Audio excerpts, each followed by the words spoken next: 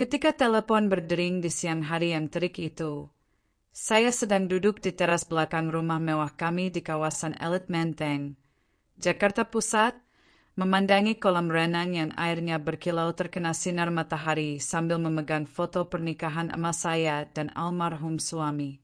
Suara wanita muda di ujung telepon berbicara dengan nada formal. "Selamat siang, Bu. Saya dari Pegadaian Cabang Cikini. Ibu Widya Saria? Kami menelpon mengenai Rolex Submariner yang digadaikan atas nama Ibu 3 minggu lalu.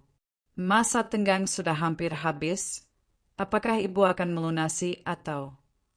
Dunia saya serasa runtuh seketika. Rolex itu adalah hadiah ulang tahun pernikahan ke-25 dari suami saya. Jam tangan yang tidak pernah lepas dari pergelangan tangannya sampai hari terakhir dia menutup mata. Bagaimana mungkin jam itu ada di Pegadaian? Sementara saya yakin betul jam itu tersimpan rapi di lemari besi pribadi suami di ruang kerjanya. Sebelum kita mulai, jangan lupa untuk memberikan like dan subscribe channel ini. Tetaplah bersama saya sampai akhir cerita ini dan tuliskan di kolom komentar dari kota mana kalian menonton, agar saya tahu sejauh mana kata-kata saya telah sampai. Terima kasih. Halo. Nama saya Widya Sari. Saya berusia 62 tahun. Saya tinggal di sebuah rumah mewah bergaya kolonial Belanda di Jalan Imam Bonjol, Menteng, Jakarta Pusat, rumah yang sudah menjadi saksi bisu perjalanan hidup saya selama 35 tahun bersama almarhum suami. Rumah ini memiliki halaman yang luas dengan taman yang dirawat oleh 3 orang tukang kebun, kolam renang berbentuk oval yang airnya selalu jernih, dan garasi yang bisa menampung 5 mobil mewah. Meski kini hanya tersisa 2 setelah beberapa mobil dijual untuk mengurangi biaya perawatan. Saya adalah janda baru. Suami saya, Bapak Hartono Wijaya, meninggal dunia 5 bulan lalu karena serangan jantung mendadak saat bermain golf di Jakarta Golf Club, Rawamangun. Dia adalah seorang pengusaha sukses yang memulai bisnisnya dari nol. Dimulai dengan toko kelontong kecil di Glodok pada tahun 1980-an. Kemudian berkembang menjadi importir elektronik terbesar di Jakarta, dan akhirnya memiliki beberapa mall dan gedung perkantoran di berbagai kota besar di Indonesia. Kami menikah tahun 1987, ketika dia masih berjuang membangun usahanya dan saya baru lulus dari Universitas Indonesia jurusan Sastra Inggris. Saat itu, saya bekerja sebagai penerjemah di sebuah perusahaan multinasional di kawasan Sudirman, dengan gaji yang cukup untuk hidup mandiri. Tapi setelah menikah dan punya anak, Hartono meminta saya berhenti bekerja dan fokus mengurus rumah tangga. "Widya, istri saya tidak perlu bekerja. Tugas saya sebagai suami adalah mencari nafkah. Tugas kamu adalah mengurus rumah dan anak-anak dengan baik," katanya dulu dengan penuh percaya diri. Dan saya menuruti keinginannya. Saya berhenti bekerja, mengurus rumah tangga, membesarkan 3 orang anak kami, dan menjadi istri yang mendampingi suami dalam setiap acara bisnis dan sosial. Saya belajar memasak masakan Betawi kesukaan Hartono, mengatur jadwal rumah tangga dengan sempurna, dan memastikan anak-anak mendapat pendidikan terbaik di sekolah-sekolah internasional. Anak tertua kami, Ahmad, kini berusia 34 tahun, lulus dari Australia dengan gelar MBA dan bekerja di salah satu perusahaan ayahnya sebagai direktur keuangan. Dia menikah dengan Sinta, gadis cantik anak konglomerat dari Surabaya, dan mereka tinggal di apartemen mewah di kawasan SCBD. Ahmad adalah anak yang paling mirip dengan ayahnya, ambisius, tegas, dan sangat menghargai uang dan status sosial. Anak kedua kami, Budi, berusia 31 tahun, sarjana teknik dari ITB yang lebih suka dunia seni daripada bisnis. Dia membuka galeri seni di kawasan Kemang dan menikah dengan Rika, seorang pelukis yang juga berasal dari keluarga berada. Budi adalah anak yang paling sensitif, tapi juga paling mudah terpengaruh oleh saudara-saudaranya. Anak bungsu kami, Citra, berusia 28 tahun, lulusan desain interior dari Singapura yang kini menjalankan firma desain interior sendiri. Dia masih single, tinggal berpindah-pindah antara rumah saya dan apartemennya di Kemang. Citra adalah anak yang paling manja dan paling pandai merayu ayahnya untuk mendapatkan apa yang dia inginkan. Selama Hartono masih hidup, anak-anak sangat menghormati dan takut padanya. Setiap keputusan penting dalam hidup mereka harus mendapat restu ayah terlebih dahulu. Hartono adalah sosok patriark yang kuat dalam keluarga kami. Sedangkan saya hanyalah pelengkap. Saya yang mengurus kebutuhan sehari-hari mereka, yang mendengarkan curahan hati mereka, yang merawat mereka saat sakit, tapi ketika ada masalah besar atau keputusan penting, mereka selalu mencari ayah mereka. Mama, nanti papa pulang kita bicara sama papa ya? Atau, papa gimana? Mama sih iya aja, adalah kalimat yang sering saya dengar dari anak-anak ketika mereka meminta sesuatu. Hartono memang sosok yang tegas dan bijaksana dalam mengatur keuangan keluarga. Dia memberikan uang belanja bulanan yang cukup besar untuk saya, membayar semua kebutuhan anak-anak, tapi dia juga mengajarkan pada mereka nilai uang dan tanggung jawab. Tidak semua keinginan anak-anak langsung dikabulkan. Ada proses diskusi, ada pertimbangan, ada pelajaran yang ingin dia sampaikan. Kalian harus belajar menghargai uang. Uang ini tidak jatuh dari langit. Papa bekerja keras untuk mendapatkannya, jadi kalian juga harus bekerja keras untuk layak menikmatinya, kata Hartono saat Citra merengek minta dibelikan mobil BMW saat ulang tahun yang ke-21. Rumah kami di Menteng ini adalah saksi bisu berbagai momen keluarga. Ruang makan besar dengan meja kayu jati untuk 12 orang. Tempat kami berkumpul setiap minggu pagi untuk sarapan bersama. Ruang keluarga dengan sofa kulit impor dan home theater. Tempat kami menonton film bersama setiap Sabtu malam. Taman belakang dengan gazebo kayu. Tempat Hartono suka minum teh sore sambil membaca koran ekonomi. Kamar utama kami berada di lantai 2.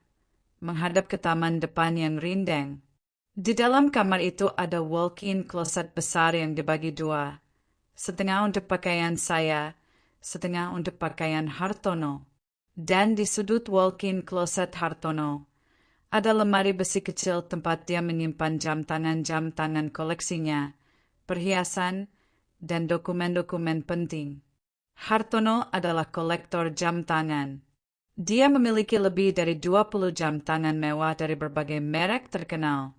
Rolex, Patek Philippe, Omega, Breitling, dan lain-lain. Setiap jam tangan memiliki cerita dan kenangan tersendiri. Ada yang hadiah ulang tahun dari saya, ada yang dia beli sendiri saat merayakan kesuksesan bisnis, ada yang hadiah dari rekan bisnis saat mengadakan joint venture. Tapi dari semua jam tangan itu, Rolex Submariner berwarna hitam adalah yang paling istimewa. Jam tangan itu saya berikan sebagai hadiah ulang tahun pernikahan emas kami tahun 2012. Waktu itu, saya menabung diam-diam dari uang belanja bulanan selama 2 tahun untuk membeli jam tangan itu. Saya ingin memberikan sesuatu yang istimewa untuk suami yang telah memberikan segalanya untuk keluarga kami. Widya, ini hadiah terindah yang pernah saya terima, kata Hartono saat membuka kotak jam tangan itu di restoran mewah di Hotel Mulia, Senayan, tempat kami merayakan ulang tahun pernikahan emas. Air mata mengalir di pipinya, hal yang jarang sekali saya lihat dari seorang Hartono yang selalu kuat dan tegar. Sejak hari itu, Hartono tidak pernah melepas jam tangan itu. Dia memakainya setiap hari, bahkan saat tidur. Ketika saya tanya kenapa, dia bilang, "Ini adalah bukti cinta istri saya." Bagaimana bisa saya melepasnya? Ketika Hartono meninggal 5 bulan lalu, jam tangan itu masih melingkar di pergelangan tangannya. Dengan berat hati, saya melepasnya sebelum dia dikebumikan dan menyimpannya dengan hati-hati di lemari besi pribadinya. Saya tidak sanggup memakainya atau bahkan sering-sering melihatnya, karena setiap kali melihat jam tangan itu, saya teringat pada suami tercinta. 5 bulan berlalu sejak kematian Hartono. 5 bulan yang terasa seperti 5 tahun bagi saya. Rumah besar ini terasa begitu sepi tanpa suaranya yang keras saat berbicara di telepon dengan klien. Tanpa suara TV di ruang kerjanya yang selalu menyala untuk menonton berita ekonomi. Tanpa aroma kopi tubruk kesukaannya yang selalu saya buatkan setiap pagi jam 6. Anak-anak memang sering berkunjung, tapi entah kenapa kunjungan mereka terasa berbeda. Dulu, ketika ayah mereka masih hidup, mereka datang dengan ceria, bercerita tentang pekerjaan dan kehidupan mereka. Sekarang, mereka datang dengan wajah yang terlihat terpaksa, berbicara seperlunya, dan selalu terburu-buru untuk pulang. Ahmad yang dulu sering datang setiap minggu untuk sarapan keluarga, sekarang hanya datang sebulan sekali. Itu pun dengan alasan ada urusan yang harus dibicarakan. Budi yang dulu sering datang sekedar mengobrol atau minta saran tentang pameran seni, sekarang jarang terlihat. Citra yang dulu hampir setiap hari pulang ke rumah untuk makan malam, sekarang lebih sering menginap di apartemennya. Saya mengerti mereka sedih karena kehilangan ayah. Saya juga mengerti mereka sibuk dengan pekerjaan dan kehidupan masing-masing. Tapi hati saya tetap merasa hampa karena merasa tidak dibutuhkan lagi oleh anak-anak sendiri. Untuk mengisi kekosongan, saya mulai aktif di berbagai kegiatan sosial. Saya bergabung dengan organisasi istri-istri pengusaha untuk kegiatan amal, ikut arisan bulanan dengan teman-teman lama, dan bahkan mulai belajar melukis di sebuah sanggar di kawasan Kebayoran Baru. Aktivitas-aktivitas itu membantu saya melupakan kesepian, meski hanya sementara. Pagi ini, seperti biasa, saya bangun jam 5 subuh, sholat, kemudian duduk di teras belakang sambil minum kopi dan membaca Al-Quran. Ini adalah rutinitas yang saya jalani sejak Hartono meninggal, mencoba mencari ketenangan dan kekuatan dari Allah Subhanahu wa Ta'ala. Setelah itu, saya sarapan sendirian di meja makan besar yang dulu selalu ramai saat weekend, kemudian berkebun sebentar di taman belakang. Siang hari biasanya saya isi dengan menonton televisi, membaca buku, atau menerima tamu, biasanya teman-teman arisan atau tetangga yang datang bersilaturahmi. Hari ini saya berencana pergi ke salon untuk perawatan rambut, kemudian mampir ke rumah adik saya di kawasan Kelapa Gading untuk main dengan cucu-cucunya yang masih kecil. Tapi rencana itu buyar seketika ketika telepon berdering sekitar jam 2 siang. Selamat siang, Bu. Saya dari Pegadaian Cabang Cikini. Dan dunia saya hancur berkeping-keping. Dengan tangan gemetar, saya meletakkan gagang telepon dan berlari ke lantai 2 menuju kamar utama. Kaki saya terasa berat menaiki tangga marmer yang dulu sering saya naiki bersama Hartono setiap malam setelah dinner bersama.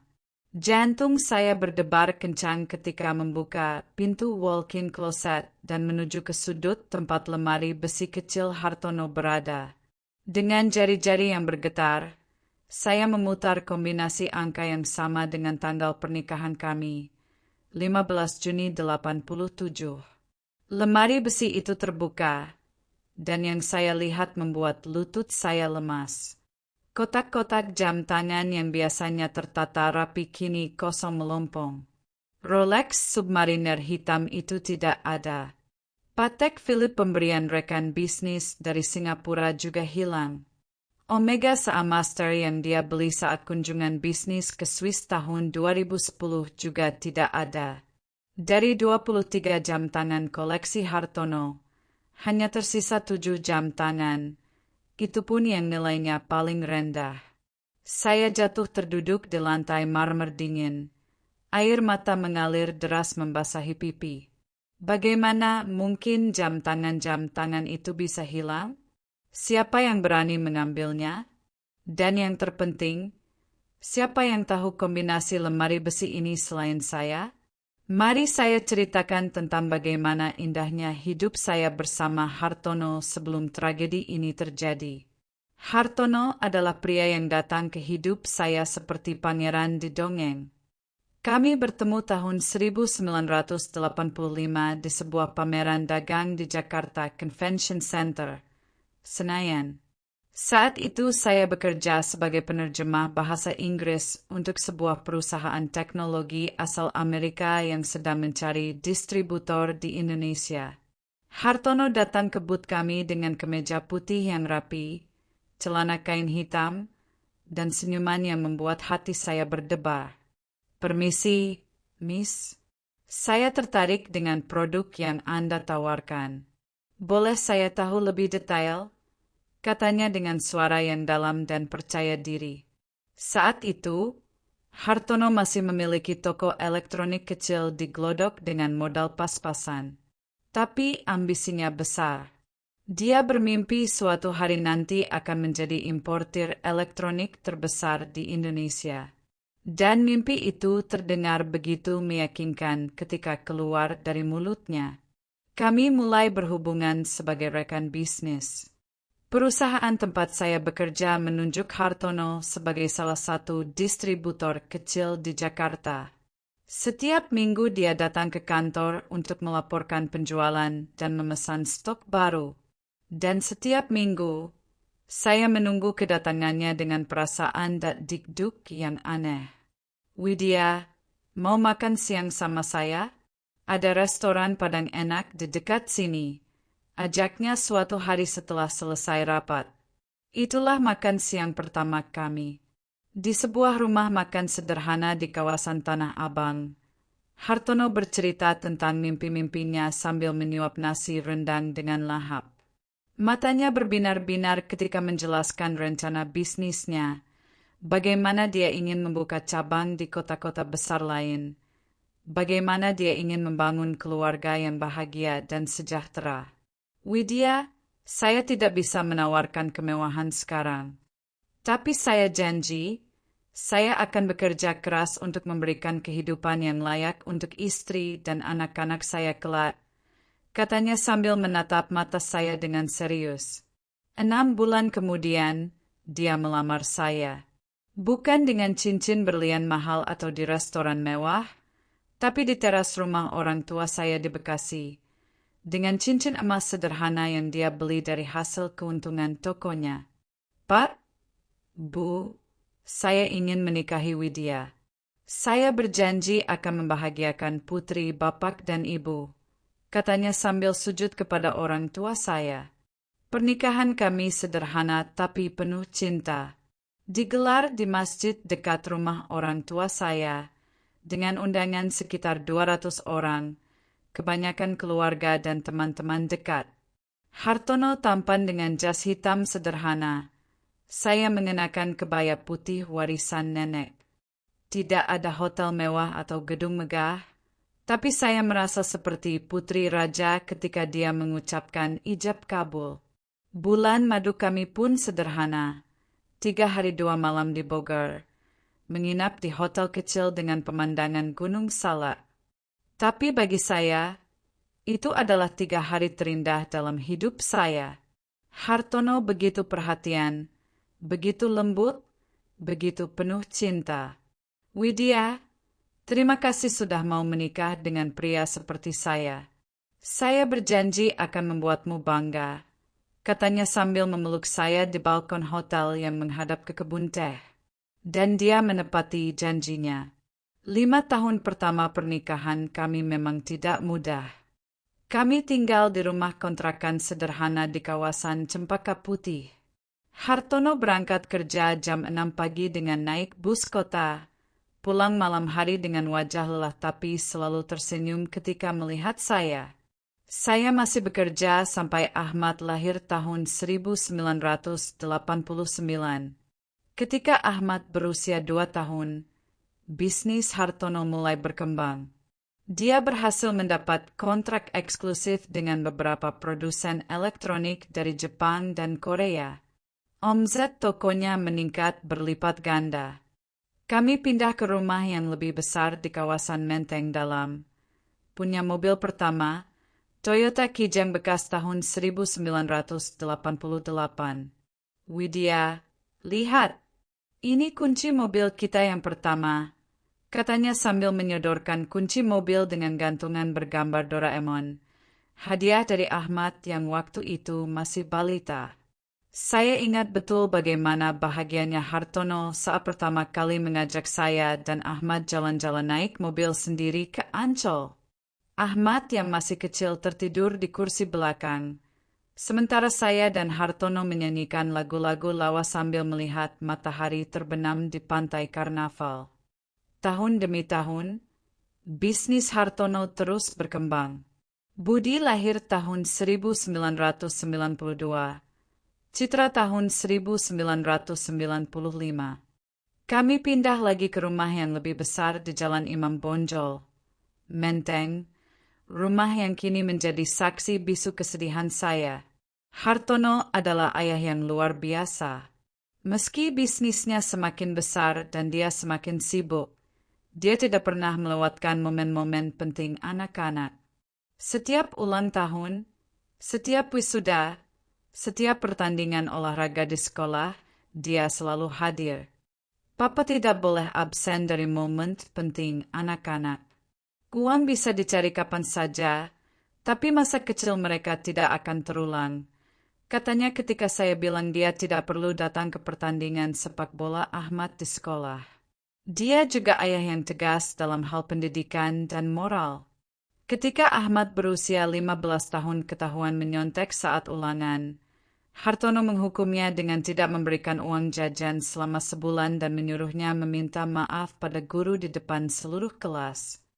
Ahmad, Papa tidak akan membiarkan anak Papa jadi pengecut dan pembohong. Lebih baik dapat nilai jelek tapi jujur, daripada nilai bagus tapi curang, kata Hartono dengan tegas. Ketika Budi berusia 20 tahun ingin membeli motor sport yang mahal, Hartono bilang dia harus bekerja part-time dulu untuk menabung setengah dari harga motor itu. Budi, Papa bisa saja membelikan motor itu sekarang. Tapi Papa ingin kamu menghargai uang dan menghargai kerja keras, jelasnya. Dan ketika Citra merengek minta dibelikan tas branded seharga 15 juta saat masih SMA, Hartono menolak tegas. Citra, kamu masih sekolah. Fokus ke pelajaran. Nanti kalau sudah kerja dan berpenghasilan sendiri, kamu boleh beli tas apapun yang kamu mau dengan uang kamu sendiri. Tapi di balik ketegasannya, Hartono adalah sosok ayah yang sangat penyayang. Setiap malam sebelum tidur, dia pasti mampir ke kamar anak-anak satu persatu untuk mengucapkan selamat malam dan memberikan kecupan di kening. Setiap weekend, dia selalu menyempatkan waktu untuk aktivitas keluarga, kadang nonton film di bioskop, kadang makan di restoran favorit, kadang jalan-jalan ke mall atau taman. Keluarga adalah harta yang paling berharga. Semua bisnis Papa, semua uang Papa, tidak ada artinya kalau tidak ada kalian. Katanya saat kami merayakan ulang tahun pernikahan yang ke-20 di sebuah resort di Puncak.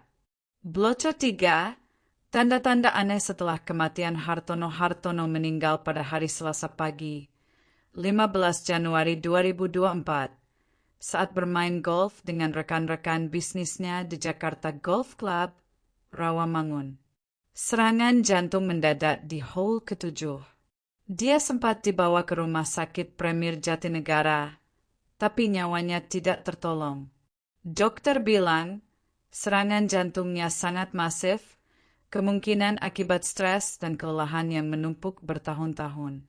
Saya ingat betul hari itu. Saya sedang memasak di dapur untuk menyiapkan makan siang ketika telepon rumah berdering. Ahmad yang menelepon dengan suara bergetar. Mama, Papa, Papa kena serangan jantung. Sekarang di rumah sakit Premier Jatinegara. Mama langsung ke sana sekarang. Dunia saya runtuh seketika. Saya langsung berlari ke garasi, mengendarai mobil dengan tangan gemetar menuju rumah sakit. Selama perjalanan, saya terus berdoa pada Allah Subhanahu wa Ta'ala, berharap suami saya baik-baik saja. Tapi setibanya di rumah sakit, saya melihat Ahmad, Budi, dan Citra duduk di ruang tunggu dengan wajah pucat dan mata sembab. Mereka langsung memeluk saya sambil menangis. Papa sudah tidak ada, Emma. Papa sudah tenang, bisik Ahmad di telinga saya. 3 hari berikutnya adalah hari-hari terkelam dalam hidup saya. Rumah yang biasanya sepi tiba-tiba dipenuhi orang, kerabat, teman-teman bisnis Hartono, tetangga, dan berbagai orang yang datang melayat. Saya seperti hidup dalam mimpi buruk, menjalani semua prosesi pemakaman dengan pikiran yang kosong.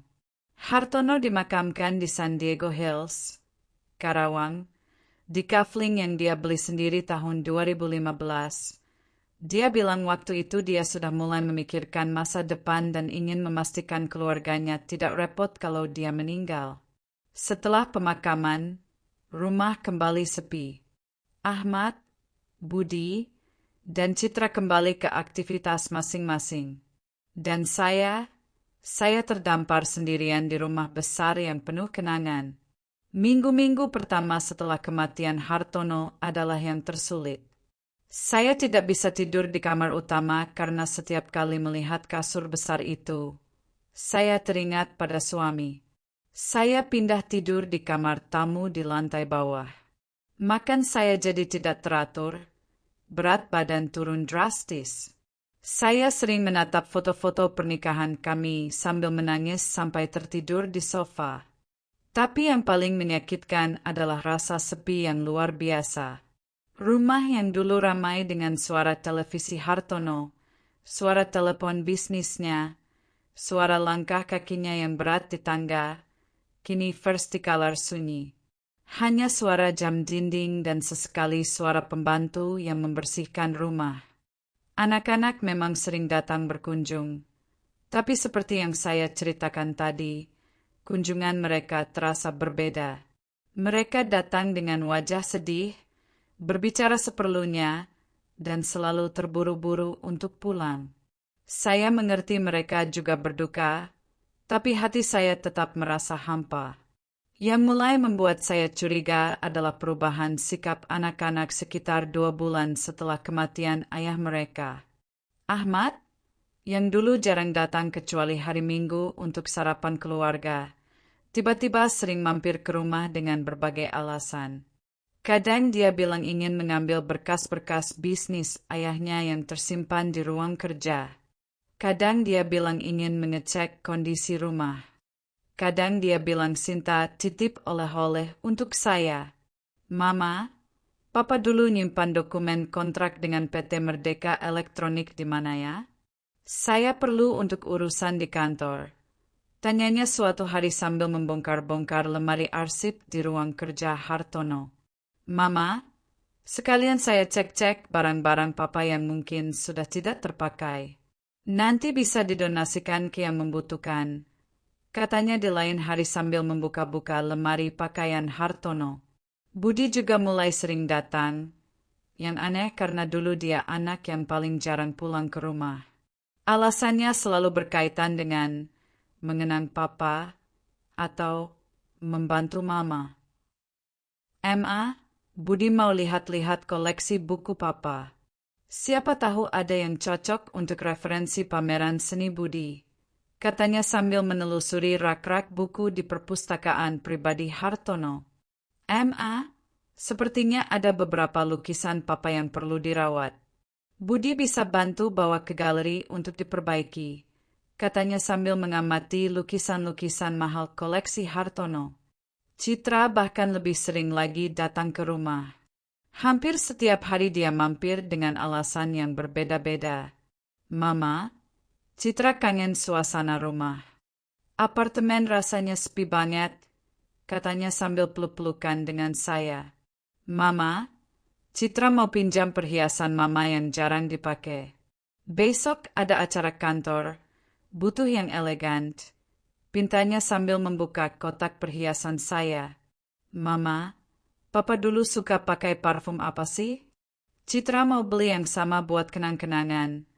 Tanyanya sambil membuka lemari pakaian Hartono. Awalnya saya senang anak-anak jadi lebih sering berkunjung. Saya pikir mereka mulai menyadari bahwa saya membutuhkan kehadiran mereka. Tapi lama-kelamaan, saya mulai merasakan ada yang aneh. Mereka tidak pernah datang hanya untuk menemani saya ngobrol atau makan bersama. Selalu ada keperluan yang membuat mereka harus membongkar-bongkar barang-barang almarhum ayah mereka. Dan yang lebih aneh lagi, mereka seperti terburu-buru ketika melakukan itu, seolah takut ketahuan melakukan sesuatu. Suatu hari, sekitar 3 bulan setelah kematian Hartono, saya tidak sengaja melihat Ahmad sedang memasukkan sesuatu ke dalam tas kerjanya di ruang kerja ayahnya. Ketika saya tanya apa yang diambil, dia bilang hanya dokumen fotokopi untuk keperluan kantor. Ahmad, kalau mau fotokopi dokumen, bilang sama Mama. Mama bisa carikan yang asli, kata saya. Ah, tidak perlu repot-repot. Ma, ini cuma dokumen lama kok. Tidak penting, jawabnya sambil langsung menutup tas dan bergegas pergi. Di lain waktu, saya melihat Budi sedang mengangkat sebuah patung perunggu kecil dari rak pajangan di ruang tamu. Ketika ditanya, dia bilang ingin membawanya ke galeri untuk dibersihkan dan dipoles. Budi, patung itu kan masih bagus. Masa perlu dipoles? Tanya saya heran. Mama, patung perunggu itu perlu perawatan khusus. Kalau dibiarkan, nanti kusam dan berjamur. Percayakan sama Budi, nanti dikembalikan dalam kondisi lebih bagus, jawabnya sambil membungkus patung itu dengan kain. Citra juga semakin sering meminjam barang-barang. Tidak hanya perhiasan saya, tapi juga perhiasan dan aksesori almarhum ayahnya. Mama, boleh Citra pinjam anting-anting berlian mama yang bentuk bunga? Cocok sama dress Citra buat acara wedding teman, pintanya.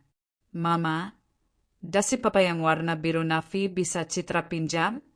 Klien Citra ada yang suka koleksi dasi vintage, katanya sambil membongkar lemari dasi Hartono. Yang paling membuat saya curiga adalah ketika mereka mulai bertanya tentang kode-kode keamanan rumah dan lemari besi. Emma, papa dulu nyimpan dokumen asuransi di mana ya? Siapa tahu perlu untuk klaim? Tanya Ahmad. Mama ingat tidak kombinasi lemari besi papa? Mungkin ada dokumen penting yang perlu kita amankan. Tanya Budi. Kunci cadangan rumah ada berapa? Siapa tahu mama perlu bantuan. Emergency, kami bisa langsung masuk? Tanya Citra. Saya mulai merasa tidak nyaman dengan pertanyaan-pertanyaan itu. Kenapa mereka tiba-tiba begitu tertarik dengan hal-hal teknis seperti itu? Dulu, ketika ayah mereka masih hidup, mereka tidak pernah peduli dengan urusan rumah tangga atau dokumen-dokumen keluarga. Tapi saya coba berpikir positif. Mungkin mereka memang ingin membantu saya mengurus hal-hal administratif yang dulu selalu ditangani ayah mereka. Mungkin mereka khawatir saya tidak bisa mengurus semuanya sendirian. Jadi saya beritahu mereka kombinasi lemari besi. Tanggal pernikahan kami, 15 Juni 87. Saya kasih mereka kunci cadangan rumah.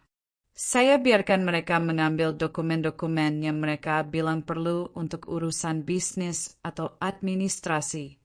3 bulan berlalu. Anak-anak masih sering datang dengan alasan yang sama. mengambil ini itu untuk keperluan tertentu.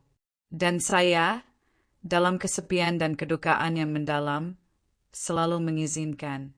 Bahkan kadang saya senang karena rumah jadi tidak terlalu sepi. Sampai hari ini.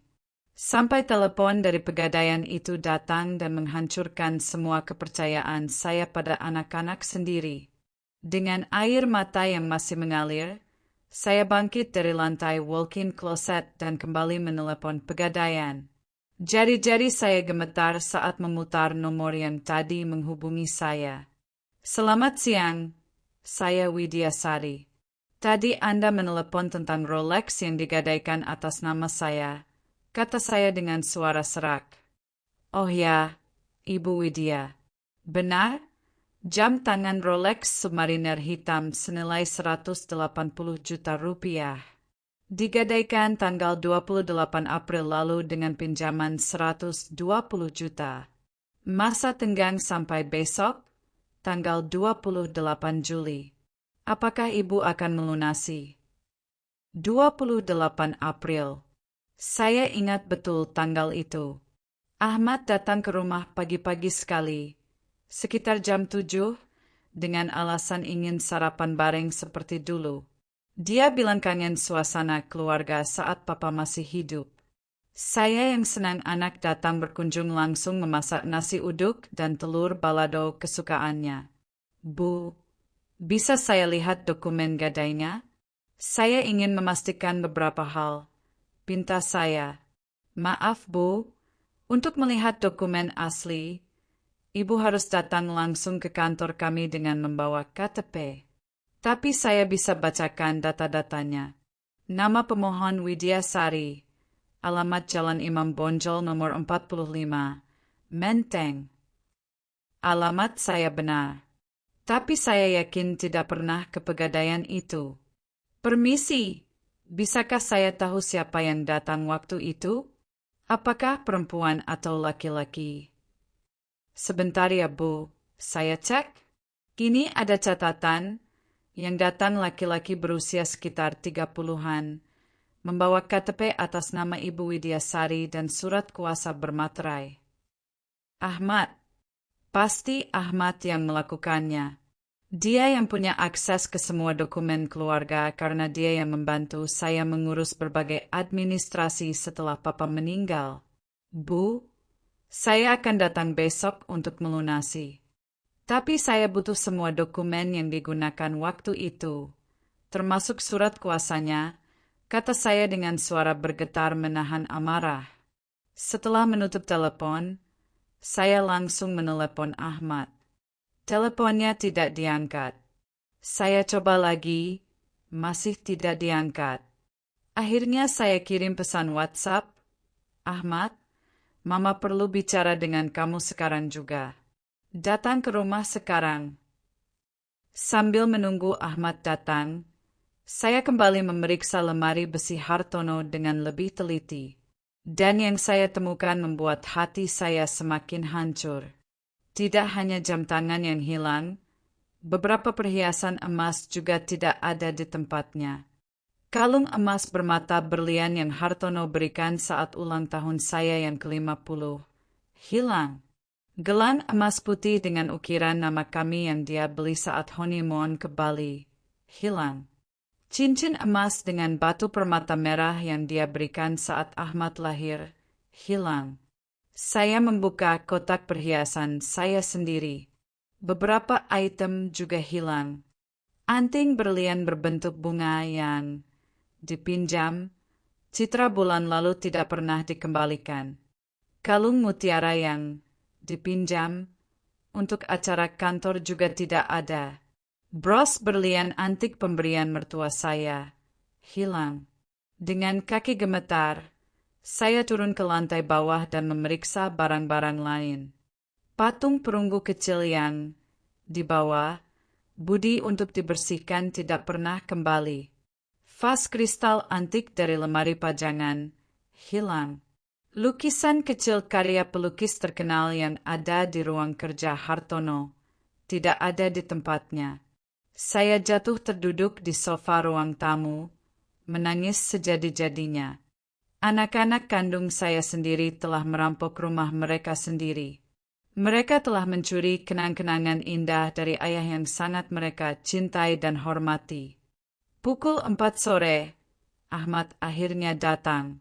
Dia masuk dengan wajah tegang, tidak seperti biasanya yang selalu tersenyum saat melihat saya. Ada apa, Emma? Kenapa Mama panik? Tanyanya sambil duduk di ujung sofa, menjaga jarak. Saya menatapnya dalam-dalam. Anak yang saya lahirkan, saya besarkan dengan penuh cinta. Saya berikan pendidikan terbaik, kini duduk di depan saya seperti orang asing.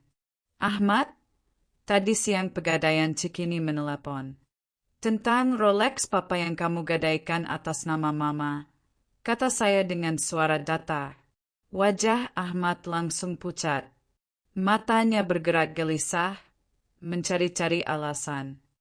Emma itu, Mama salah dengar kali. Ahmad tidak pernah ke Pegadaian, jawabnya terbata-bata. Jangan bohong, Ahmad. Saya sudah telepon balik ke Pegadaiannya. Mereka bilang yang datang laki-laki sekitar 30-an dengan KTP dan surat kuasa atas nama Mama. Siapa lagi kalau bukan kamu? Ahmad diam, kepalanya tertunduk. Tangannya meremas-remas celana kerjanya. Ahmad, jawab Mama. Kenapa kamu gadaikan Rolex Papa? Kenapa kamu buat surat kuasa palsu mengatasnamakan Mama? Suara saya mulai meninggi. Emma, Ahmad butuh uang. Jawabnya pelan. Butuh uang untuk apa? Saya berteriak. Gajimu di perusahaan Papa kan besar. Sinta juga kerja. Kalian tinggal di apartemen mewah, punya mobil bagus. Butuh uang untuk apa sampai harus mencuri jam tangan Papa? Ahmad mengangkat kepalanya, matanya berkaca-kaca. Ma, Sinta hamil. Kami berencana pindah ke rumah yang lebih besar di kawasan PIK. Tapi uang muka rumahnya 500 juta. Gaji Ahmad tidak cukup untuk DP segitu. Lalu kenapa tidak minta sama Mama? Saya berteriak lagi. Kenapa harus mencuri seperti maling? Ahmad takut Mama tidak setuju. Mama kan sering bilang harus hemat, harus mengatur keuangan dengan baik. Oh, jadi ini salah Mama? Karena Mama mengajarkan kalian untuk tidak boros, kalian jadi merasa berhak mencuri. Ahmad menangis. Maafin Ahmad, Emma. Ahmad tahu ini salah. Tapi Ahmad sudah terlanjur. Terlanjur apa? Cuma Rolex aja? Atau ada barang Papa yang lain yang kamu ambil? Ahmad diam lagi. Dan keheningannya itu sudah menjawab pertanyaan saya. Apa lagi yang kamu ambil? Ahmad? Jawab jujur. Emma, Ahmad cuma ambil beberapa jam tangan Papa yang Papa jarang pakai. Beberapa? Ahmad, dari 23 jam tangan koleksi Papa, yang tersisa cuma 7. Kemana yang 16 lagi? Emma. Ahmad menangis semakin keras. Ahmad jual beberapa, gadai beberapa. Saya merasa dunia berputar. Kamu jual jam tangan Papa? Jam tangan yang dia kumpulkan bertahun-tahun dengan penuh cinta? Jam tangan yang setiap satu punya cerita dan kenangan. Ma, Papa sudah meninggal. Jam tangan itu cuma benda mati. Lebih baik dimanfaatkan untuk yang hidup. Plak. Tangan saya melayang dan menampar pipi Ahmad dengan keras. Ini pertama kalinya dalam hidup saya menampar anak sendiri. Jangan pernah bicara seperti itu tentang Papa. Saya berteriak dengan suara yang serak. Papa kerja siang malam untuk mengumpulkan jam tangan itu. Setiap jam tangan punya makna. Dan kamu bilang cuma benda mati. Ahmad memegang pipinya yang merah, menangis seperti anak kecil. Maafin Ahmad. Ahmad salah. Minta maaf sama papa, bukan sama mama. Papa yang disakiti perasaannya. Papa yang barang kenang-kenangannya kamu jual dengan seenaknya. Bloto 5. Konfrontasi yang lebih dalam. Saya duduk kembali di sofa. Napas saya memburu karena amarah dan kekecewaan yang luar biasa. Ahmad masih berdiri sambil terisak, tidak berani menatap mata saya. Ahmad, sekarang jujur sama mama. Apa lagi yang kamu ambil dari rumah ini? Tanya saya dengan suara dingin. Ahmad cuma. Jangan bohong lagi, saya membentak. Mama sudah cek semua. Perhiasan papa hilang, perhiasan mama juga hilang, patung, vas, lukisan. Mama tahu semuanya. Ahmad akhirnya duduk di lantai, memeluk lutut sambil menangis. Ahmad ambil beberapa perhiasan juga. Berapa uang yang kamu dapat dari semua barang papa dan mama yang kamu jual? Sekitar 800 juta. 800 juta. Saya merasa seperti disambar petir. Jam tangan koleksi Hartono yang dia kumpulkan selama puluhan tahun. Perhiasan-perhiasan kenangan indah kami. Semuanya dijual anak sendiri dan menghasilkan 800 juta rupiah. Untuk apa 800 juta itu? Tanya saya dengan suara bergetar. Untuk DP rumah, beli mobil baru buat Sinta, sama buat honeymoon ke Eropa bulan depan. Honeymoon ke Eropa? Saya tidak bisa menahan amarah lagi. Kamu ambil kenang-kenangan papa untuk berlibur. Sinta pengen honeymoon yang bagus. Dia bilang kalau Ahmad tidak bisa kasih yang terbaik, mending cerai aja. Dan kamu pikir mencuri barang papa adalah solusinya? Ahmad, kamu punya gaji besar.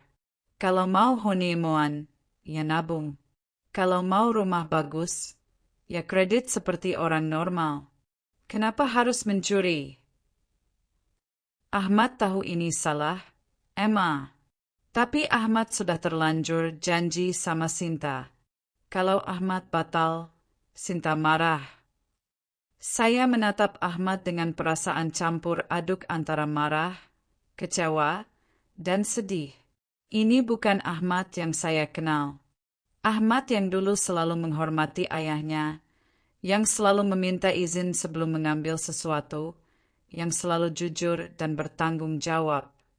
Ahmad, papa kerja keras selama puluhan tahun untuk membangun semua ini. Papa tidak tidur berhari-hari kalau ada masalah bisnis. Papa sakit-sakitan di tahun-tahun terakhir karena stres kerja.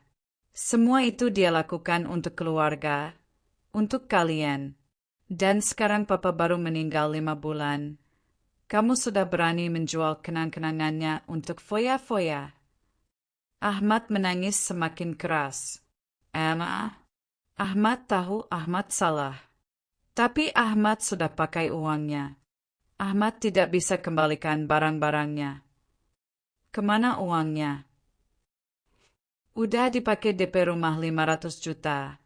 Beli Fortuner baru 300 juta. Sisa 200 juta kemana? Ahmad diam tidak menjawab. Kemana sisa 200 jutanya?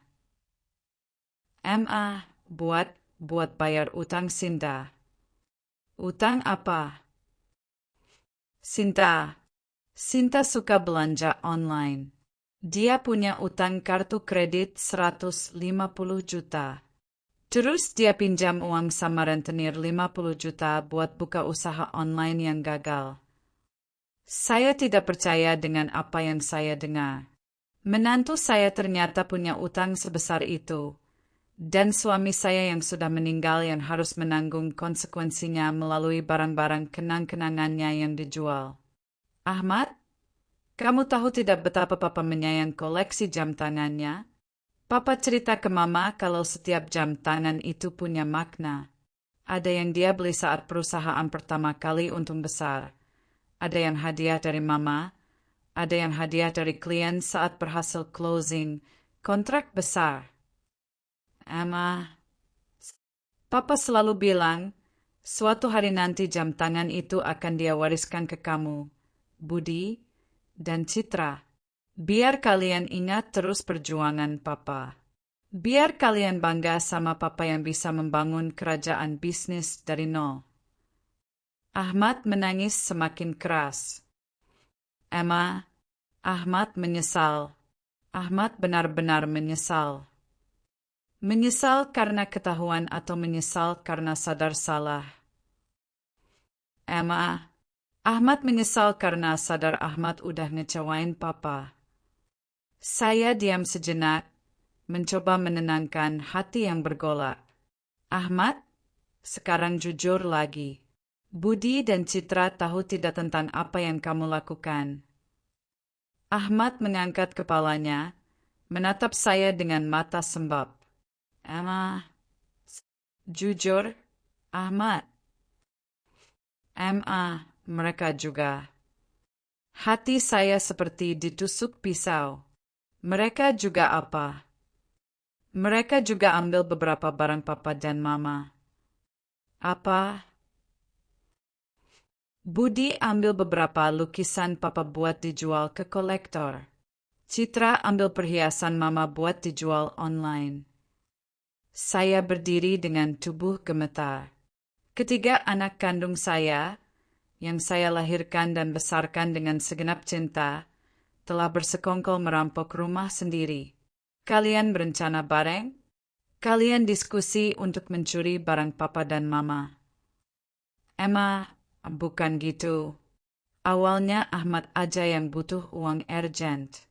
Tapi pas Budi sama Citra tahu, mereka bilang mereka juga butuh uang buat usaha masing-masing. Jadi kalian bagi-bagi barang Papa dan Mama seperti bagi-bagi warisan sebelum Mama mati. Emma, kami tidak bermaksud jahat. Kami cuma butuh modal usaha. Modal usaha? Saya berteriak histeris. Budi punya galeri seni yang sukses. Citra punya firma desain yang laris.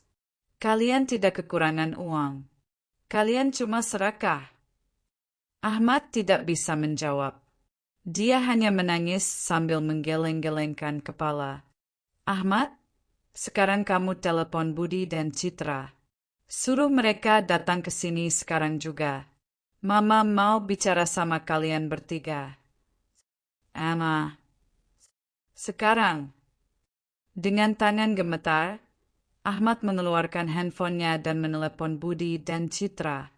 Saya dengar dia bilang ke mereka berdua untuk datang ke rumah secepatnya. Ada urusan penting yang harus dibicarakan. Sambil menunggu Budi dan Citra datang, saya duduk di ruang tamu sambil memandangi foto-foto keluarga yang terpajang di dinding. Foto pernikahan kami, foto saat anak-anak masih kecil, foto saat wisuda masing-masing, foto saat ulang tahun Hartono yang terakhir. Di foto-foto itu, kami semua terlihat bahagia. Hartono tersenyum bangga dengan lengan merangkul anak-anak. Ahmad, Budi, dan Citra terlihat ceria dan penuh cinta saat memeluk ayah mereka. Dan saya terlihat seperti ibu yang paling beruntung di dunia karena punya keluarga yang harmonis dan saling menyayang. Tapi sekarang, semua itu hanya ilusi. Anak-anak yang saya pikir mencintai ayah mereka, ternyata tidak segan-segan menjual kenang-kenangan ayah mereka untuk membiayai gaya hidup mewah mereka. 1 jam kemudian, Budi dan Citra datang hampir bersamaan. Mereka masuk ke rumah dengan wajah cemas, pasti sudah menduga ada masalah besar. Emma, ada apa? Ahmad bilang ada urusan penting, kata Budi sambil duduk di sofa seberang saya. Citra duduk di sebelah Ahmad, matanya melirik ke arah kakak sulungnya yang masih terlihat sebab habis menangis. Saya menatap ketiga anak saya satu persatu. 3 manusia yang pernah saya kandung selama 9 bulan. Saya lahirkan dengan perjuangan nyawa. Saya besarkan dengan segenap cinta dan pengorbanan. Budi, Citra, kata saya dengan suara dingin. Ahmad sudah mengaku tentang apa yang dia lakukan. Sekarang giliran kalian. Apa yang sudah kalian ambil dari rumah ini? Budi dan Citra saling bertatapan dengan wajah pucat. Mereka sudah tahu bahwa rahasia mereka telah terbongkar. Keheningan yang mencekam menyelimuti ruang tamu yang dulu sering dipenuhi tawa keluarga bahagia. "Emma, maksud Mama apa?" tanya Citra dengan suara bergetar, masih mencoba menyangkal. "Jangan berpura-pura tidak tahu. Citra," saya membentak dengan suara keras. "Ahmad sudah cerita semuanya. Kalian bertiga berkomplot merampok rumah sendiri." Budi menundukkan kepala, tangannya meremas-remas ke meja yang dia pakai. "Emma, Budi bisa jelasin." "Jelaskan apa?" "Jelaskan kenapa kamu ambil lukisan-lukisan Papa tanpa izin? Jelaskan kenapa lukisan Raden salah seharga 400 juta yang Papa beli dengan susah payah tiba-tiba hilang dari ruang kerjanya." Mata Budi terbuka lebar. Dia tidak menyangka saya sudah mengetahui lukisan mana saja yang hilang. "Anna itu." "Budi cuma pinjam sementara." "Pinjam untuk dijual?" saya berteriak. "Ahmad bilang kamu jual ke kolektor. Berapa uang yang kamu dapat dari lukisan Papa?" "Budi." Budi mulai menangis. Budi butuh modal buat expand galeri. Bank tidak mau kasih kredit karena Budi belum punya agunan yang cukup. "Papa punya perusahaan besar. Kamu anak direktur di perusahaan itu, tapi bank tidak mau kasih kredit? Atau kamu tidak mau repot-repot mengurus kredit yang legal?" "Emma, prosesnya ribet, lama. Budi butuh uang cepat." "Lalu kamu pikir mencuri lukisan Papa adalah jalan yang benar?" Citra yang dari tadi diam tiba-tiba ikut menangis. "Emma, maafin kami tahu ini salah." "Kamu juga, Citra. Perhiasan Mama yang kamu pinjam tidak pernah dikembalikan. Mama tahu kamu jual online di Instagram. Mama lihat story kamu jualan perhiasan dengan harga puluhan juta." Citra terkejut. Dia tidak menyangka saya mengikuti akun Instagram jualannya. "Emma, Citra butuh modal buat beli apartemen baru di PIK. Apartemen sekarang terlalu kecil. Tidak cocok buat terima klien." "Apartemen baru lagi?" Saya tidak habis pikir dengan alasan mereka. "Citra, apartemen kamu sekarang di Kemang itu sudah mewah. 3 kamar, fully furnished, view bagus. Kenapa harus beli lagi?" "MA, apartemen di PIK lebih prestisius. Klien-klien Citra lebih percaya sama desainer yang tinggal di tempat eksklusif. Jadi demi prestise, kamu rela mencuri perhiasan Mama yang penuh kenangan. Anting berlian yang Papa belikan saat Mama ulang tahun ke-45. Kalung mutiara yang Papa kasih saat Citra wisuda. Semua kamu jual demi apartemen PIK." Ketiga anak saya menangis berjamaah di ruang tamu. Tapi tangisan mereka tidak membuat hati saya luluh. Justru semakin membuat saya marah karena mereka hanya menyesal setelah ketahuan, bukan karena sadar berbuat salah. "Sekarang Mama mau tahu total berapa uang yang kalian dapat dari barang-barang Papa dan Mama," kata saya dengan suara dingin. Ahmad yang sudah lebih tenang menjawab duluan. "Ahmad dapat 800 juta dari jam tangan dan beberapa perhiasan Papa." "Budi," saya tatap anak kedua saya. "Emma, Budi dapat sekitar 600 juta dari lukisan-lukisan Papa." Jawabnya sambil terisak. Citra? Emma, Citra dapat 200 juta dari perhiasan Mama dan beberapa barang antik. Bisiknya hampir tidak terdengar. Total 1,6 miliar rupiah. Anak-anak kandung saya telah menjual kenang-kenangan keluarga senilai 1,6 miliar rupiah dalam waktu 5 bulan setelah ayah mereka meninggal. 1,6 miliar, kata saya pelan. Kalian berhasil menguras kenang-kenangan papa dan mama senilai 1,6 miliar rupiah. Emma, kami bisa ganti, kata Ahmad sambil mengusap air mata. Ganti dengan apa? Saya berteriak histeris. Rolex yang papa pakai setiap hari selama 12 tahun bisa diganti? Lukisan Raden Saleh yang papa cari bertahun-tahun bisa diganti? Kalung mutiara yang papa berikan saat kalian lahir satu persatu bisa diganti. Emma, kami akan cari yang sama, kata Budi. Budi, dengarkan baik-baik. Yang kalian jual bukan hanya barang. Yang kalian jual adalah kenangan. Yang kalian jual adalah cinta papa pada keluarga. Yang kalian jual adalah perjuangan papa membangun semua itu dari nol. Saya berjalan ke lemari pajangan yang sekarang kosong melompong. Papa dulu sering cerita ke Mama. Jam tangan Patek Philippe yang pertama, dia beli setelah perusahaan berhasil ekspor ke Malaysia untuk pertama kalinya. Dia bilang, Widya, ini simbol bahwa kerja keras kita mulai membuahkan hasil. Air mata saya mulai jatuh. Lukisan Raden Saleh itu, Papa beli setelah perusahaan masuk bursa saham. Dia bilang, Widya, lukisan ini akan jadi warisan untuk anak cucu kita. Biar mereka ingat perjuangan nenek moyang mereka. Dan perhiasan-perhiasan Mama, lanjut saya sambil menatap Citra. Setiap perhiasan punya cerita. Anting berlian itu Papa belikan pakai bonus pertama setelah dapat kontrak dengan Samsung.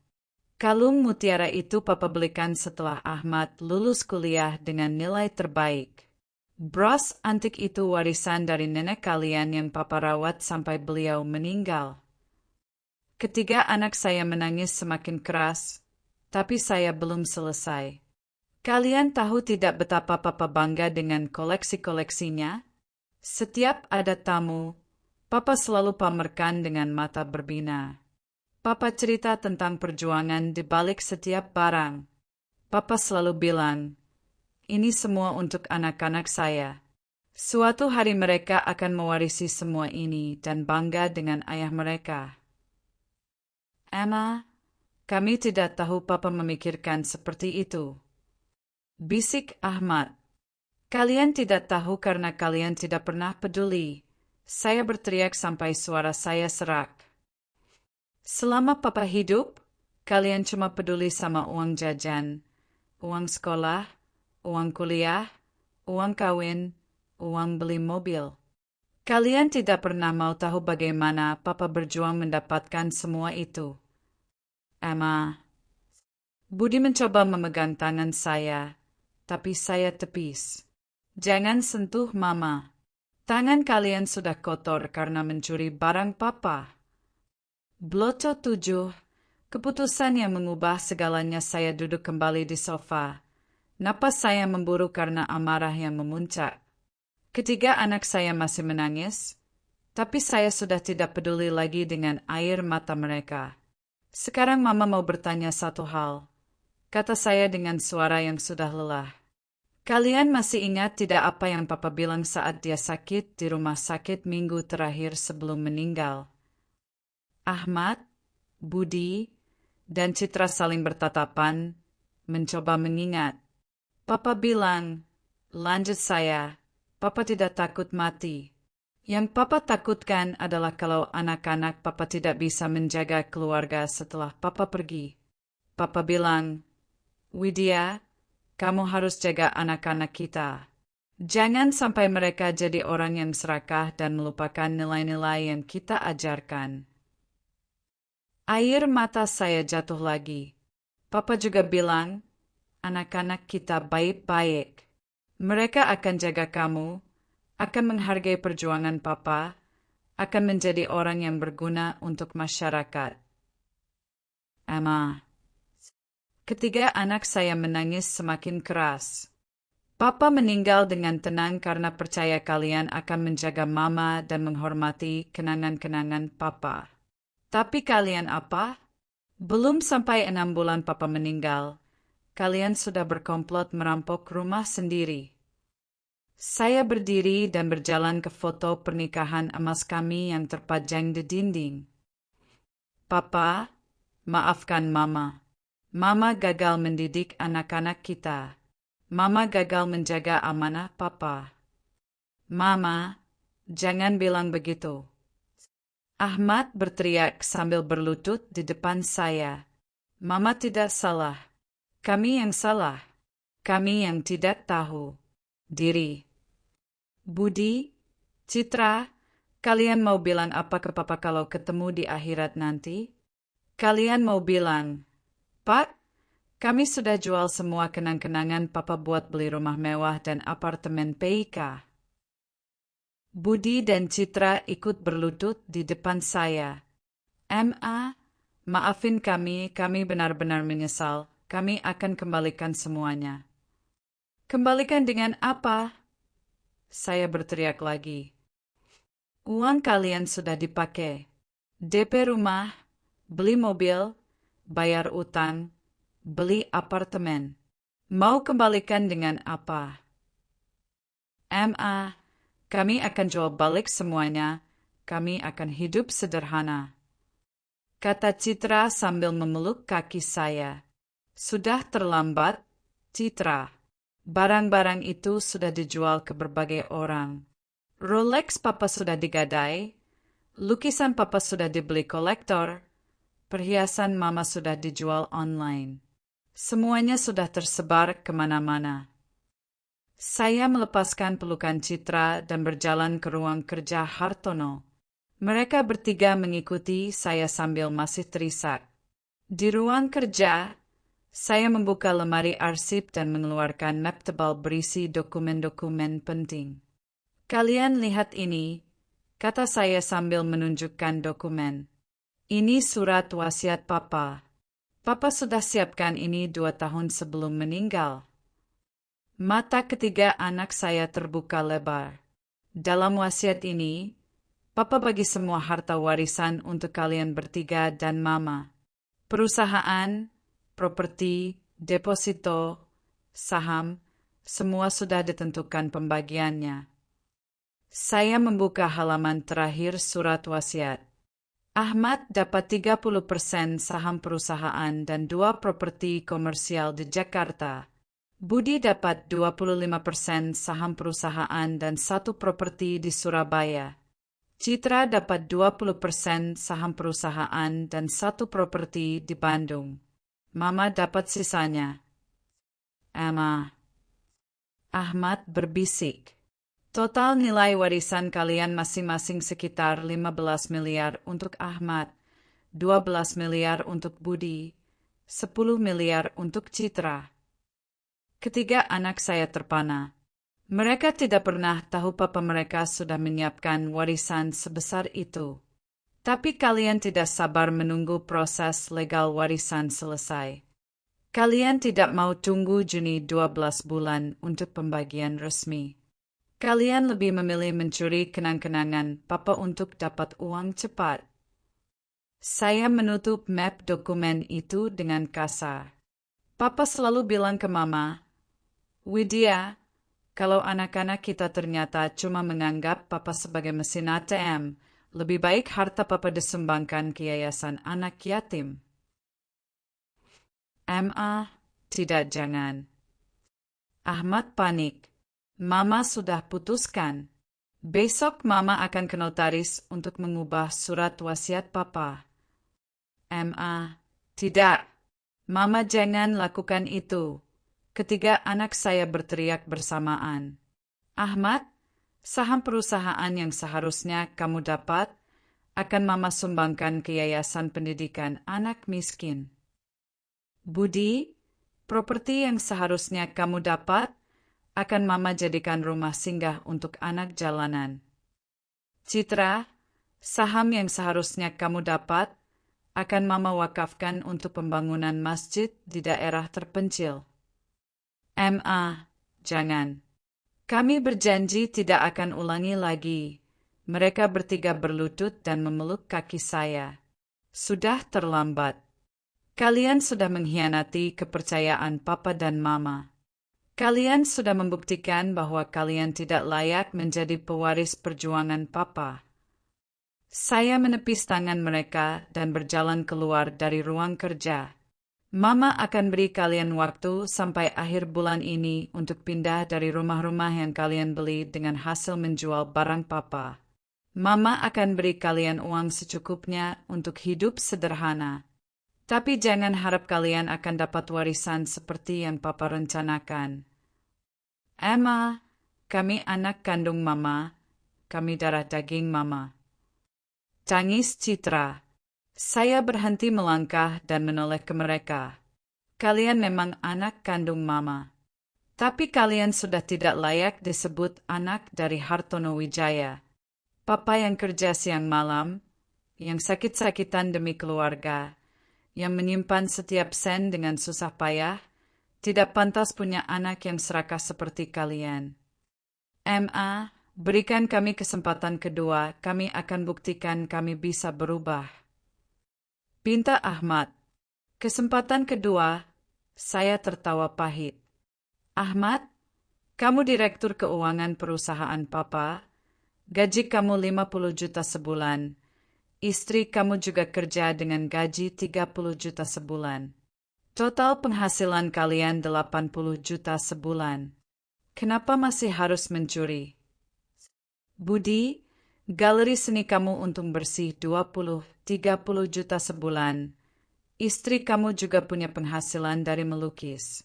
Kenapa masih harus mencuri? Citra, firma desain interior kamu per proyek dapat 50-100 juta. Kamu bisa handle 3-4 proyek sebulan. Kenapa masih harus mencuri? Saya menatap mereka satu persatu. Kalian bukan kekurangan uang. Kalian serakah. Kalian mau hidup mewah tanpa mau bekerja keras seperti Papa. Kalian mau instant rich dengan menjual kenangan orang yang sudah meninggal. Emma, mereka bertiga masih menangis. Papa dulu mulai bisnis dengan modal 5 juta rupiah hasil jual motor dan perhiasan kawin Mama. Papa tidur 3-4 jam sehari, makan seadanya, pakai baju yang sama berhari-hari, demi membangun usaha. Papa baru bisa beli jam tangan pertama setelah 5 tahun berjuang. Papa baru bisa beli mobil setelah 8 tahun kerja keras. Sedangkan kalian, belum 30 tahun sudah mau punya rumah mewah, mobil mewah, gaya hidup mewah. Tapi tidak mau berjuang seperti Papa. Maunya instan dengan mencuri. Saya mengambil kunci mobil dan tas dari meja ruang tamu. Sekarang Mama pergi ke notaris untuk mengurus perubahan surat wasiat. Kalian boleh tinggal di rumah ini sampai akhir bulan. Setelah itu, Mama akan jual rumah ini dan uangnya akan disumbangkan juga. Emma, rumah ini rumah keluarga kita. Ahmad berteriak panik. Rumah keluarga? Keluarga macam apa yang anak-anaknya merampok rumah sendiri? Keluarga macam apa yang anak-anaknya menjual kenangan ayah yang baru meninggal? Saya berjalan menuju pintu depan. Papa selalu bilang, harta bisa habis, tapi akhlak dan nama baik harus dijaga sampai mati. Kalian sudah menghancurkan akhlak kalian sendiri. Mama tidak mau nama baik Papa ikut hancur karena punya anak yang tidak tahu diri. Dengan air mata yang mengalir deras, saya keluar dari rumah menuju mobil, meninggalkan ketiga anak kandung saya yang menangis terseduh-seduh di ruang tamu. Saat menyalakan mesin mobil, Saya masih mendengar teriakan mereka dari dalam rumah. "Ma, jangan tinggalkan kami. Kami berjanji akan berubah." Tapi hati saya sudah bulat. Saya tidak akan membiarkan anak-anak yang tidak menghargai perjuangan ayah mereka mewarisi hasil kerja keras puluhan tahun Hartono. "Papa, maafkan Mama. Tapi Mama akan pastikan harta warisan Papa digunakan untuk hal-hal yang mulia, bukan untuk membiayai keserakahan anak-anak yang tidak tahu diri." 6 bulan telah berlalu sejak hari yang mengubah hidup saya selamanya. Hari ini, saya duduk di teras sebuah rumah sederhana di kawasan Depok. Rumah yang saya beli setelah menjual rumah mewah di Menteng. Rumah kecil ini hanya memiliki 2 kamar tidur, 1 ruang tamu yang tidak besar, dan halaman kecil dengan pohon mangga tua yang rindang. Tapi di sini, hati saya merasakan ketenangan yang tidak pernah saya rasakan selama bertahun-tahun. Di meja kecil di depan saya, terdapat secangkir teh hangat dan beberapa dokumen dari berbagai yayasan sosial. Bulan ini saja, Yayasan Pendidikan Anak Miskin yang saya dirikan telah memberikan beasiswa kepada 200 anak tidak mampu di seluruh Jakarta. Rumah Singgah Harapan Baru untuk anak jalanan sudah menampung 50 anak yang sekarang mendapat pendidikan layak dan makanan bergizi setiap hari. Masjid Al-Hikmah yang dibangun dengan dana wakaf dari hasil penjualan properti Hartono sudah berdiri megah di daerah terpencil Lebak, Banten, melayani ribuan jamaah yang sebelumnya harus berjalan berpuluh kilometer untuk sholat Jumat. Smartphone saya berdering. Sebuah pesan WhatsApp dari Ustadz Rahman, pengurus Yayasan Anak Yatim di Bekasi. "Bu Widya, alhamdulillah anak-anak asuh sangat bahagia dengan perpustakaan baru. Mereka bilang, ini hadiah terindah yang pernah mereka terima. Semoga almarhum Pak Hartono bangga di sana. Barakallahu fiki." Air mata haru mengalir di pipi saya. Ya, Papa pasti bangga. Harta yang dia kumpulkan dengan kerja keras puluhan tahun kini memberikan manfaat nyata bagi ribuan orang yang membutuhkan. Ini jauh lebih mulia daripada digunakan untuk membeli apartemen PIK atau mobil mewah oleh anak-anak yang tidak menghargai perjuangannya. 3 bulan yang lalu, Ahmad datang ke rumah baru saya. Dia tampak kurus dan pucat, tidak seperti dulu yang selalu berpenampilan rapi dan percaya diri. Dia bilang Sinta sudah meninggalkannya setelah tahu semua aset mereka harus dijual untuk mengembalikan hasil curian. Rumah mewah di PIK sudah disita ban, mobil Fortuner sudah dijual, dan dia kini tinggal di rumah kontrakan kecil di kawasan Bekasi.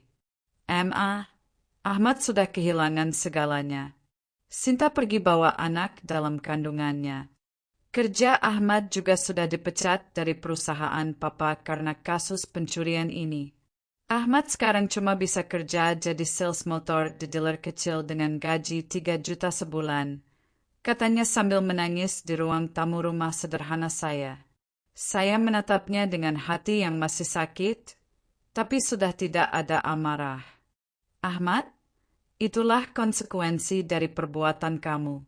Papa dulu juga mulai dari nol, kerja seadanya, hidup pas-pasan. Sekarang kamu rasakan sendiri bagaimana susahnya membangun hidup dari awal." Ahmad menyesal. Ahmad sudah sadar betapa berharganya perjuangan Papa. Sekarang Ahmad kerja 12 jam sehari, pulang dengan badan pegal dan gaji yang tidak seberapa. Ahmad baru ngerti betapa Papa dulu hebat bisa membangun kerajaan bisnis dari kondisi seperti ini. "Ahmad, Mama sudah maafkan kalian. Tapi maaf bukan berarti Mama akan batalkan keputusan Mama. Kalian harus belajar hidup mandiri, menghargai uang, dan memahami makna kerja keras seperti yang Papa ajarkan dulu." Budi juga pernah datang. Kondisinya tidak jauh berbeda dengan Ahmad. Galeri seninya bangkrut karena dia harus jual semua lukisan koleksinya untuk mengembalikan hasil pencurian lukisan Papa. Rika juga meninggalkannya karena tidak tahan hidup dalam kemiskinan. Kini dia bekerja sebagai guru gambar di sebuah SMP negeri dengan gaji 2,5 juta sebulan. Emma, Budi sekarang ngerti kenapa papa dulu sering bilang, seni itu indah, tapi hidup butuh kerja keras. Budi pikir dengan bakat melukis dan modal dari papa, hidup akan mudah. Ternyata tidak semudah itu. Budi harus mulai dari nol, nabung pelan-pelan, hidup sederhana. Citra adalah yang paling keras kepala. Dia sempat marah-marah karena firma desain interiornya bangkrut setelah harus mengembalikan hasil penjualan perhiasan saya. Dia bilang saya kejam dan tidak berperi kemanusiaan. Tapi 2 bulan lalu, dia datang dengan mata sembab dan wajah menyesal. Emma, Citra sudah tidak punya apa-apa. Apartemen disita, mobil dijual, semua barang branded harus dijual untuk bayar utang. Citra sekarang ngekos di kamar kecil di Depok, kerja jadi karyawan di toko furnitur dengan gaji 2,8 juta sebulan. Citra baru sadar, selama ini Citra hidup dalam kemewahan palsu. Semuanya dari hasil kerja papa, bukan dari kerja keras Citra sendiri. Sekarang Citra kerja dari pagi sampai malam. Capek, tapi Citra belajar menghargai setiap rupiah yang Citra dapat. Saya mendengarkan cerita ketiga anak saya dengan hati yang campur aduk. Di satu sisi, saya sedih melihat mereka harus mengalami penderitaan. Tapi di sisi lain, saya bersyukur mereka akhirnya belajar arti kerja keras dan menghargai uang. Kalian sekarang merasakan apa yang papa rasakan 35 tahun lalu ketika memulai usaha. Bedanya, papa punya tanggung jawab pada istri dan 3 anak, sedangkan kalian hanya perlu mengurus diri kalian sendiri. Harusnya kalian bisa lebih mudah bangkit daripada papa dulu. Ahmad, Budi, dan Citra kini rutin datang berkunjung setiap hari Minggu. Mereka datang bukan untuk meminta uang atau bantuan, tapi untuk mendengarkan cerita-cerita tentang perjuangan ayah mereka yang dulu tidak pernah mereka hiraukan. Mereka datang untuk belajar tentang nilai-nilai hidup yang seharusnya mereka pelajari sejak kecil. Sekarang kami baru ngerti kenapa papa selalu bilang, uang tidak jatuh dari langit. Setiap 100.000 rupiah yang kami dapat sekarang, kami harus kerja keras seharian. Dulu kami bisa ngabisin 100.000 cuma buat beli kopi dan snack, kata Ahmad minggu lalu. Emma, Budi sekarang kalau ngajar gambar ke anak-anak SMP, Budi selalu cerita tentang kakek mereka yang hebat. Budi bilang, anak-anak, kakek kalian membangun perusahaan besar dari modal 5 juta. Kalian juga bisa sukses kalau mau kerja keras dan tidak menyerah. Anak-anak itu kagum. Emma, mereka bangga punya kakek yang inspiratif, kata Budi dengan mata berbina. Emma, Citra sekarang sering kasih motivasi ke teman-teman kos yang juga berjuang cari kerja. Citra cerita tentang papa yang dulu tidur cuma 3-4 jam sehari demi membangun masa depan keluarga. Mereka jadi semangat dan tidak mudah mengeluh, kata Citra sambil tersenyum tipis. Melihat perubahan anak-anak saya, hati saya merasa lega. Mereka tidak lagi anak-anak manja yang hanya tahu menghabiskan uang. Mereka mulai belajar menjadi orang dewasa yang bertanggung jawab, yang menghargai setiap hasil kerja keras mereka. Hari ini, tepat 1 tahun setelah Hartono meninggal, saya duduk sendirian di teras rumah sederhana ini sambil membaca Al-Quran. Angin sore bertiup pelan, membawa aroma melati dari taman tetangga. Suasana begitu tenang dan damai, jauh dari hiruk-pikuk kehidupan mewah yang dulu saya jalani. Smartphone saya berdering lagi. Kali ini telepon dari Bu Sari, koordinator rumah singgah harapan baru. Bu Widya, hari ini ada kejadian mengharukan. Salah satu anak asuh kami, Rizky, Berhasil juara 1 lomba matematika tingkat provinsi. Dia menangis saat menerima piala. Bilang ini untuk mendiam Bapak Hartono yang sudah membiayai sekolahnya. Bu Widya, anak-anak di sini sangat mencintai almarhum suami ibu meski tidak pernah bertemu langsung. Hati saya terenyuh mendengarnya. Alhamdulillah, Bu Sari. Papa pasti bahagia mendengar ini. Tolong sampaikan ke Rizky, Papa bangga padanya. Setelah menutup telepon, saya berjalan ke kamar dan membuka lemari kecil tempat saya menyimpan barang-barang kenangan Hartono yang masih tersisa. Ada beberapa foto keluarga, surat-surat cinta yang dia tulis untuk saya saat masih pacaran, dan 1 jam tangan sederhana. Jam tangan pertama yang dia beli dengan hasil kerja kerasnya sendiri pada tahun 1985. Saya menggenggam jam tangan itu dengan hati yang dipenuhi kerinduan. Papa, terima kasih sudah mengajarkan Mama arti kerja keras dan kejujuran. Terima kasih sudah jadi teladan yang baik, meskipun anak-anak kita sempat melupakan ajaran Papa. Tapi sekarang mereka sudah kembali ke jalan yang benar. Papa, mereka sudah belajar menghargai perjuangan Papa. Matahari mulai tenggelam di ufuk barat. Saya kembali ke teras dan duduk di kursi kayu sederhana sambil menikmati pemandangan langit sore yang keemasan. Tidak ada mobil mewah di garasi, tidak ada pembantu yang hilir mudik, tidak ada televisi layar besar dengan suara keras. Tapi ada kebahagiaan yang tulus di hati saya. Kebahagiaan karena tahu bahwa harta warisan Hartono kini memberikan manfaat nyata bagi ribuan orang. Kebahagiaan karena melihat anak-anak saya akhirnya belajar menjadi manusia seutuhnya. Kebahagiaan karena nama baik Hartono tidak tercoreng. Justru semakin harum karena amal jariahnya yang terus mengalir. Teman-teman lama saya kadang bertanya, Widya, kok kamu tega memutus hubungan dengan anak-anak sendiri? Kok kamu tega menyumbangkan semua warisan suami? Jawaban saya selalu sama. Saya tidak memutus hubungan dengan anak-anak. Saya hanya mengajarkan mereka untuk menjadi manusia yang menghargai perjuangan orang tua. Dan saya tidak menyumbangkan warisan suami. Saya hanya memastikan warisan itu digunakan sesuai dengan nilai-nilai yang selalu diajarkan suami.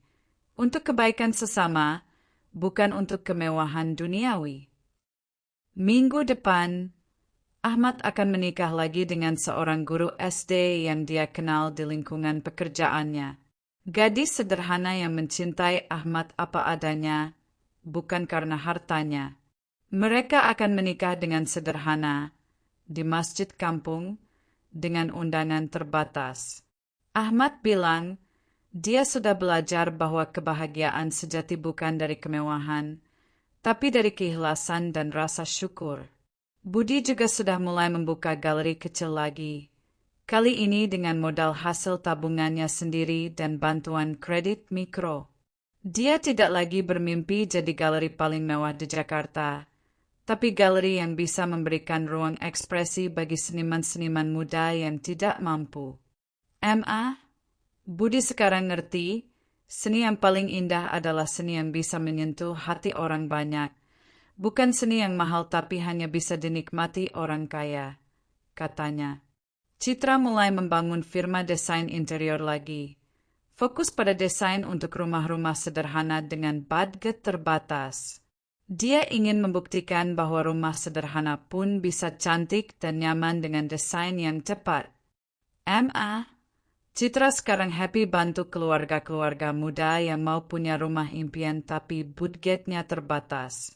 Ini lebih bermakna daripada desain apartemen mewah untuk orang yang sudah kelebihan harta. Melihat transformasi anak-anak saya yakin Hartono pasti tersenyum bahagia di sana. Anak-anaknya yang dulu serakah dan tidak menghargai perjuangan, kini menjadi manusia-manusia yang berguna bagi sesama. Ketika maghrib tiba, saya masuk ke rumah untuk mengambil air wudhu dan sholat. Di ruang salat kecil saya, terpajang sebuah kaligrafi sederhana bertuliskan ayat Al-Quran, dan bahwa manusia tiada memperoleh selain apa yang telah diusahakannya. Quran Surat An-Najm 39. Ayat ini selalu mengingatkan saya pada perjuangan Hartono, dan sekarang mengingatkan saya pada perjuangan anak-anak yang harus mereka jalani untuk menjadi manusia seutuhnya. Setelah sholat maghrib, saya duduk berdoa. Ya Allah, terima kasih telah memberikan cobaan yang berat tapi penuh hikmah. Terima kasih telah membuka mata kami semua tentang arti kerja keras, kejujuran, dan syukur.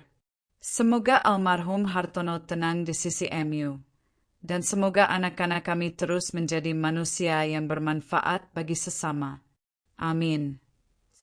Teman-teman yang mendengarkan cerita saya hari ini, saya ingin meninggalkan pesan untuk kalian semua. Harta adalah titipan Allah yang harus kita jaga dan manfaatkan dengan bijak. Jangan pernah menganggap harta sebagai tujuan hidup, tapi jadikan harta sebagai sarana untuk berbuat kebaikan. Kepada para orang tua, didiklah anak-anak kalian untuk menghargai kerja keras, bukan untuk bergantung pada harta warisan. Ajarkan mereka bahwa kebahagiaan sejati datang dari usaha sendiri, bukan dari kemudahan yang diberikan orang lain. Kepada para anak, hormatilah perjuangan orang tua kalian. Setiap rupiah yang mereka berikan untuk kalian adalah hasil keringat dan air mata mereka.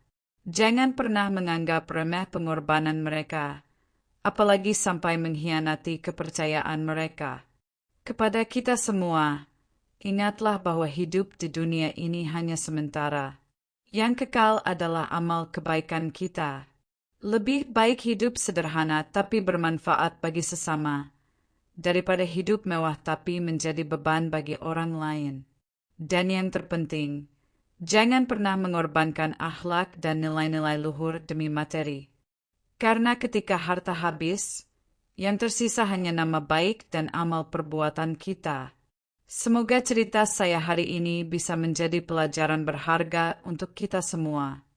Terima kasih telah mendengarkan dengan sabar. Semoga Allah Subhanahu wa Ta'ala senantiasa memberikan keberkahan dan hidayah kepada kita semua. Barakallahu fiikum. Wassalamualaikum warahmatullahi wabarakatuh.